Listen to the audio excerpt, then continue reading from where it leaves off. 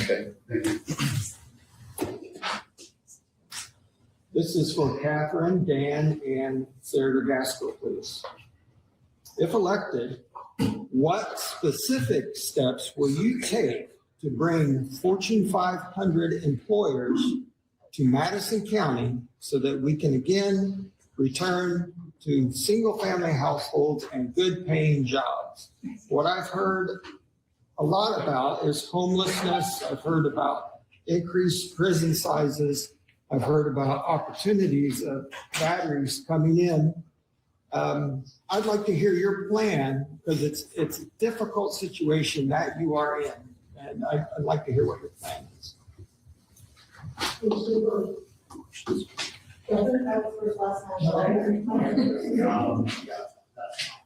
Yeah, so the things that the laws that we pass at the state level apply to the whole state. And so you can create an environment that makes Indiana a good place to do business. But when it comes down to employers making their choice on where in Indiana they're going to go, they look at a lot of things that state government cannot take care of. You know, local government has a role to play in them as well. And school systems are highly important. And I think one of the things that we've done is try to increase school choice options. That's hugely important. But on the tax front, that's where we have really fought hard. Since I've been here, we've had tax cut after tax cut after tax cut. And the thing that is going to really open us up for more opportunities to reduce taxes is that the teachers' pension fund was about $50 billion in the hole when Mitch Daniels took over. What the Democrats had done for years is they had controlled the House for an extended period of time. They would pay the benefits to the retired teachers out of the current budget, but they wouldn't invest and grow the pension assets to be able to pay the benefits in the future. And so that unfunded liability, because you promised, you know, when you retire, this is what you're going to get. We don't know how long you're going to live. You're going to get a lifetime payment. So we have been chipping away at that, and we're on track to have that fully funded by 2029. So what that means is that the pension would be self-funding because of the investments. That's going to take $1 billion a year out of the state budget. And if I am fortunate enough to get hired to go back on you all, the thing that I'm going to make sure is that we're not going to increase the spending and gobble up that $1 billion. It's going to be tax cuts.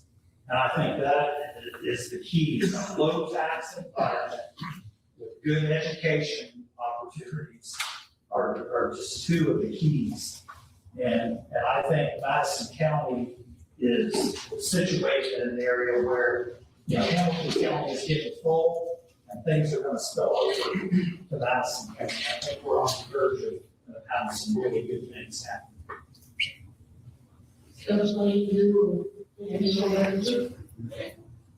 Well, the commissioner oversee the infrastructure. I think probably there's a lot of infrastructure improvement that needs to be done inside the county to all business.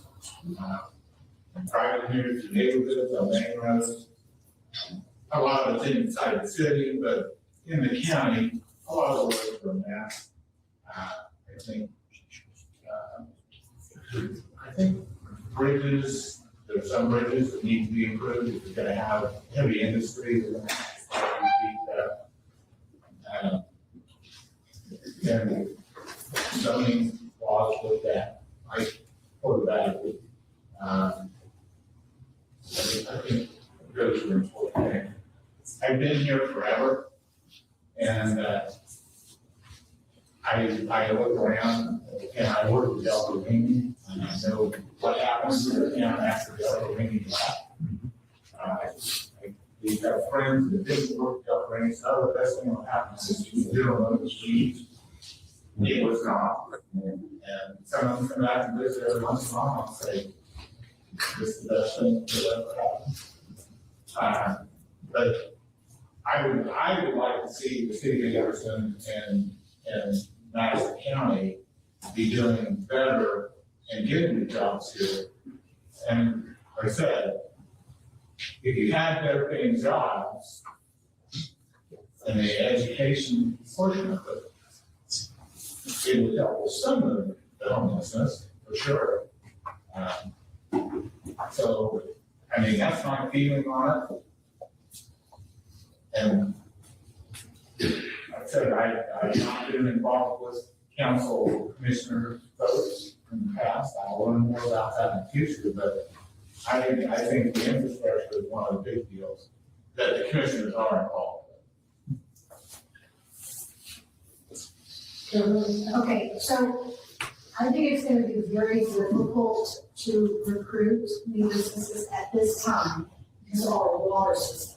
It's our most precious resource. We don't have a lot of it, but we got big problems coming. It's going to get a whole lot worse with the water. I'm telling you that right now. And nobody seems to want to address it, and nobody wants to seem to talk about it. But we need to talk about it, and we need to get to the bottom. So I think it's going to be a real struggle.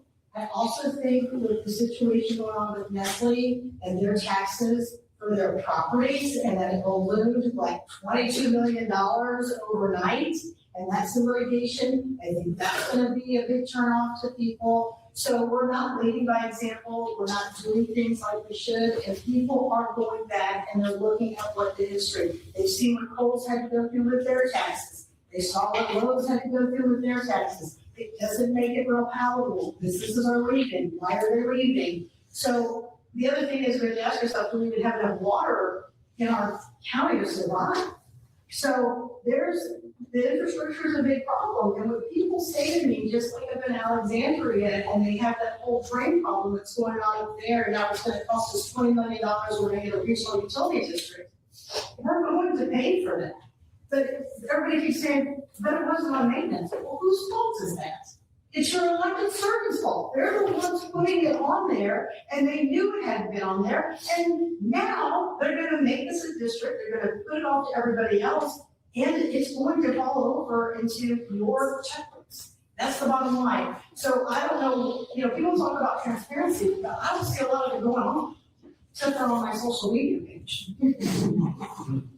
So it's going to be a tough one to do. So a question that I think every single member on the panel has a role that touches on this.